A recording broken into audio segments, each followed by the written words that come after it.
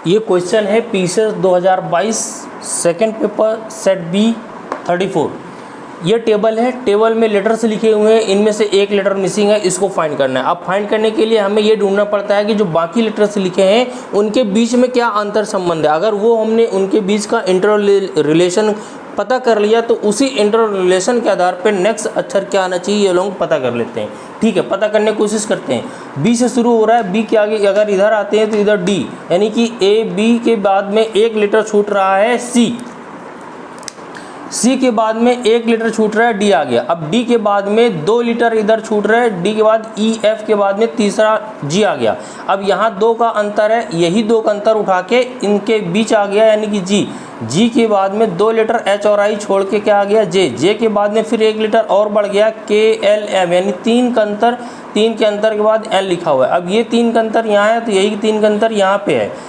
N के बाद O P Q, P के बाद में ये आर आ गया। अब आर है तो यहाँ पे तीन का अंतर था, यहाँ पे एक का अंतर था, दो का हो गया, फिर यही दो का अंतर, यहाँ पे तीन का अंतर। अब यहाँ तीन का, यहाँ कितने का होना चाहिए, चार का अंतर। चार का आर के बाद में एस टी यू वी, चार के बाद में जो अगला लेटर होगा यानी कि यू के बाद में वी के बाद में डब्ल्यू, तो डब्ल्यू इसका करेक्ट आंसर होगा, यानी कि right answer is the B is the right answer. तो इस तरह से आपको इनके बीच का इंटर रिलेशन कैलकुलेट करके अगले ऑप्शन तक पहुंचना है। क्वेश्चन है पीसीएस 2022 सेकंड पेपर यानी कि सी सेट का और सेट बी का क्वेश्चन नंबर 33 है। ठीक है, समझते हैं। Choose the odd one from the given option, यानी कि जो ऑप्शन दिए हैं उनमें से ऑड विषम ढूंढना है।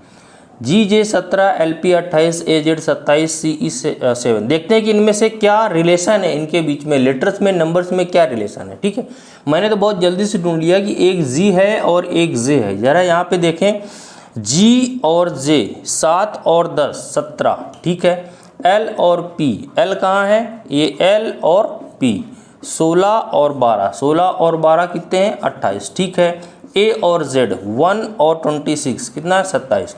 तो यानी कि जो भी दो लेटर हैं उनके नंबर्स को ऐड करके यहाँ पे रख दिया गया है। सिमिलरली सी और ई, देखते हैं सी कहाँ है, ये है सी और ई ये है।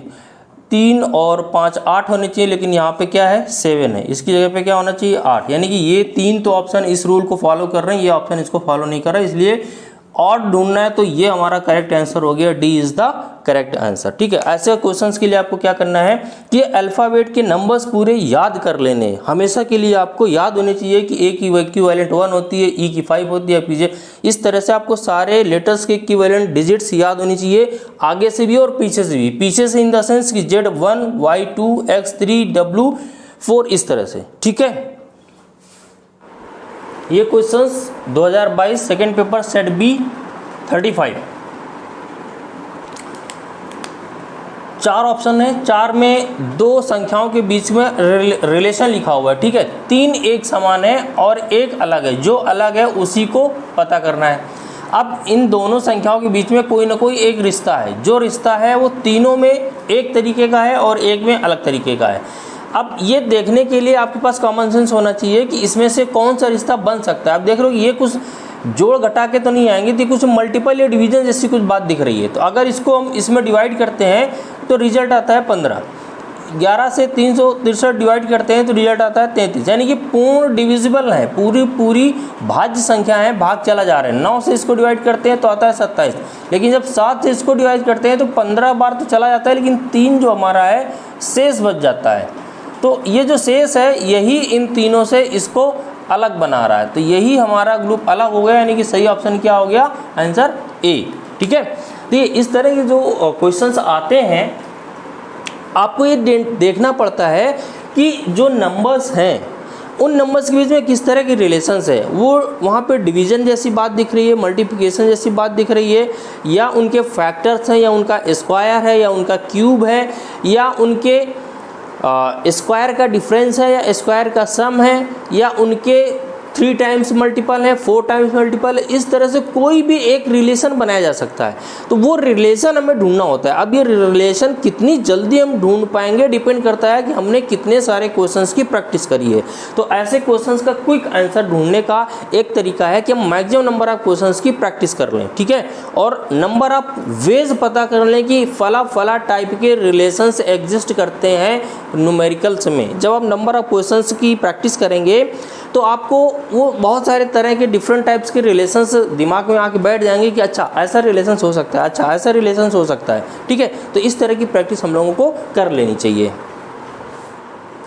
ये क्वेश्चन में कह रहा है कि P तथा Q 5:6 के अनुपात में है। ध्यान से देखिएगा, P और Q के बीच में जो अनुपात है 5:6 का अनुपात है, उनके वर्गों का अंतर 99 है। जब हमें ऐसा कुछ दिया होता है तो दोनों को इंडिविजुअल मान लेना पड़ता है, यानी कि अगर हम P को मान लें जो अनुपात है उसके साथ में कोई कांस्टेंट, तो P की वैल्यू हो जाएगी 5K मान लेते हैं, Q की वैल्यू हो जाएगी 6K हो जाएगी, यानी जो पहले लिखा है उसका अनुपात पहले, जो बाद में लिखा है उसका अनुपात बाद में। अब कह रहा है कि ये जो दो नंबर्स हैं इनके वर्गों का अंतर 99। इसका मतलब ये हुआ कि इसका और इसका अंतर, यानी कि जो बड़ा है वो छोटे से बड़े को छोटे से घटाया जाएगा। तो 6K का स्क्वायर करेंगे तो 36K स्क्वायर हो जाएगा, वर्ग करेंगे -25K स्क्वायर हो जाएगा, और ये कितना अंतर है 99 है।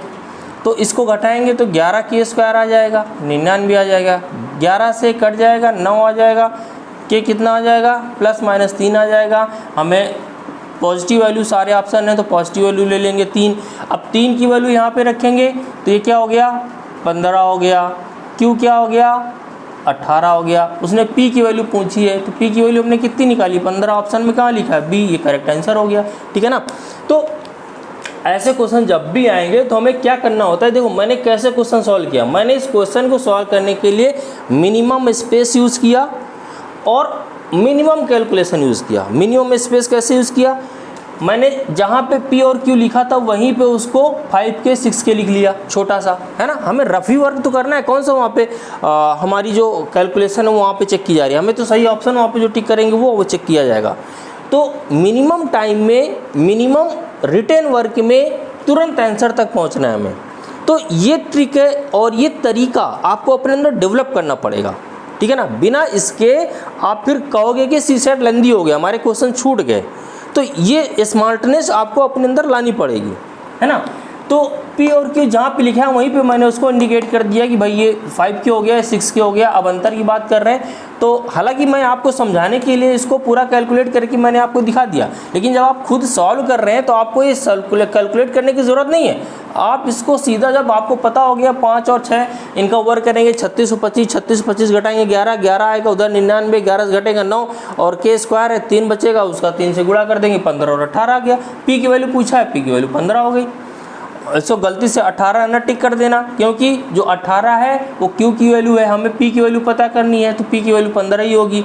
तो ऑप्शन में तो वो सारे दे देगा, क्योंकि आपकी गलती करने की संभावना बढ़ जाए, वहाँ पे लिखा होगा।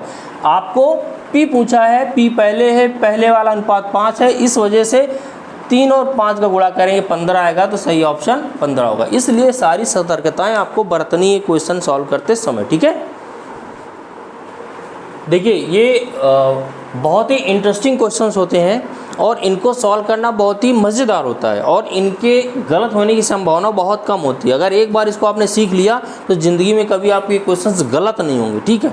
चलिए समझते हैं कि कैसे करते हैं। आपको कुछ 3 कथन दिए हुए हैं, उनके आधार पे निष्कर्ष निकाले गए हैं। अब आपसे ये पूछा जाएगा ये कथन सही हैं, ये कथन मतलब होता है ये चीज़ें हमेशा सही हैं, ये सही है तो इनके आधार पे ये बातें क्या सही हो सकती हैं, क्या ये सभी सही होंगी, इनमें से कुछ सही होगा। उसी से आपको विकल्प बना दिया गया कि केवल सेकंड और थर्ड सही है, या केवल थर्ड सही है, या तीनों सही हैं, या केवल फर्स्ट और सेकंड सही है, ठीक है। देखते हैं कैसे करते हैं। आपके पास यहाँ पे कितने आइटम्स हैं इस तरह देखना होता है। हमारे पास एक तो चूहा हो गया, एक बिल्ली हो गया, है ना। पहली चीज़ चूहा, दूसरी चीज़ बिल्ली और तीसरी चीज़ कुत्ते और फिर गाय, यानी कि 4 आइटम्स की यहाँ पे चर्चा करी गई है। ये 4 आपस में एक दूसरे से रिलेशन बना दिया गया है। अब हमें इस रिलेशन को इस्टेब्लिश करना है। पहले से क्या रिलेशन निकल रहा है, मैं जैसे बना रहा हूँ ऐसे ही आपको बनाना सीखना है, ठीक है। जैसे आपने समुच्चय पढ़ा था, वेक्टर पढ़ा था, यूनियन इंटरसेक्शन पढ़ा था, उस चीज़ का यहाँ पे यूज होता है, ठीक है। चूहे, कुछ चूहे और बिल्लियाँ, कुछ चूहे बिल्लियाँ हैं, यानी कि कुछ ऐसे चूहे हैं जो बिल्लियाँ हैं। इसका मतलब ये है कि अगर ये सर्कल चूहा है, ये सर्कल क्या है, चूहा, और ये सर्कल बिल्ली, तो ये जो बीच वाला पार्ट है ये क्या हो गया, ये वो पार्ट हो गया जहाँ पे चूहा और बिल्ली दोनों, यानी कि कुछ चूहे, ये वाले चूहे बिल्ली भी बन गए। इतनी बात क्लियर हो गई। अभी हमने केवल पहले स्टेटमेंट के रिकॉर्डिंग रिप्रेजेंटेशन कर लिया। अब कह रहा है कि कुछ बिल्लियाँ कुत्ते हैं, कुछ बिल्लियाँ जो हैं ये कुत्ते हैं। तो अब ये ऐसे भी किया जा सकता है, अगर हम इसको कुत्ता बोलें, लेट से कुत्ते को रेड से हम कर दें, तो एक तो ये इसका रिप्रेजेंटेशन हो सकता है, ठीक है। एक फर्स्ट ये कुत्ता है लाल वाला, दूसरा ये भी हो सकता है, तीसरा भाई जो कुत्ते हैं ये तो कहा नहीं है कि वो चूहे नहीं है, चूहे हो भी सकते हैं, नहीं भी हो सकते हैं, नहीं हो सकते हैं तो ये वाली कंडीशन सही है, हो सकते हैं तो ये वाली कंडीशन सही है, ठीक है ना। फिर कह रहा है कोई कुत्ता गाय नहीं है। अब गाय एक और नई चीज़ आ गई, गाय एक और नई चीज़ आ गई, तो ये है आपका कुत्ता, रेड वाला क्या है, कुत्ता। अब गाय चूहा हो जाए तो हो जाए, बिल्ली हो जाए तो हो जाए, लेकिन गाय कुत्ता नहीं हो सकती, गाय कुत्ता नहीं हो सकती। तो गाय वाला जो सर्कल होगा वो इसको तो कभी कट नहीं करेगा, इनको कट कर सकता है, टच कर सकता है, लेकिन इसको कभी कट नहीं करेगा। इतना बात समझ में आ गया। तो अब हम आते हैं सीधे निष्कर्ष पे। अब कह रहा है कि कोई गाय बिल्ली नहीं है, कोई गाय बिल्ली नहीं है। अब उसने ये कहा था कि कोई गाय कुत्ता नहीं है, कोई कुत्ता गाय नहीं है, ठीक है ना। दोनों बातें एक ही हैं, कोई कुत्ता भी गाय नहीं है और कोई गाय भी कुत्ता नहीं है। जब ऐसा होता है तो दोनों को इंटरलेट हो सकता है। कह रहा है कि कोई गाय बिल्ली नहीं है, तो ये चीज़ तो यहाँ से मुझे नहीं समझ में आ रहा कि ये चीज़ निकल रही है, क्योंकि कोई गाय बिल्ली नहीं है, कुत्ता के बारे में तो कंडीशन है, लेकिन बिल्ली और गाय के बीच में कोई रिलेशन नहीं दिया है, तो इसलिए हम इसको नहीं कह सकते कि पहला स्टेटमेंट सही है, ठीक है। तो हम कहेंगे कि ये हमारी समझ से बाहर है, ये स्टेटमेंट सही नहीं। कोई कुत्ता चूहा नहीं है, ठीक है, ये भी हम नहीं कह सकते। उसने ये कहा था कि कुछ बिल्लियाँ कुत्ते हैं, कुछ बिल्लियाँ कुत्ते हैं। अब कह रहा है कि कोई कुत्ता चूहा नहीं है, लेकिन ये कंडीशन भी तो हो सकती है ना। अगर ऐसा हो गया तब तो ये वाले चूहे कुत्ते चूहे हो जाएंगे, हम इसको भी सही नहीं कह सकते हैं। कह रहा है कुछ बिल्लियाँ चूहे हैं, तो कुछ बिल्लियाँ चूहे हैं, यानी कि बीच वाला जो पार्ट है ये क्या है, दोनों का कॉमन, यानी कि जो बीच वाला पार्ट है वो बिल्लियाँ वो चूहे हैं, ये वाला कुछ बिल्लियाँ चूहे हैं, ये वाला पार्ट। तो ये स्टेटमेंट बिल्कुल सही है। तो कौन सा सही है, केवल तीसरा सही है, यानी ऑप्शन क्या होना चाहिए, बी ऑप्शन सही होना चाहिए। इस तरह से हम लोग बिल्कुल सही स्टेट में पहुंच गए, अगर हमारा लॉजिक क्लियर होता चला आता है तो, ठीक है।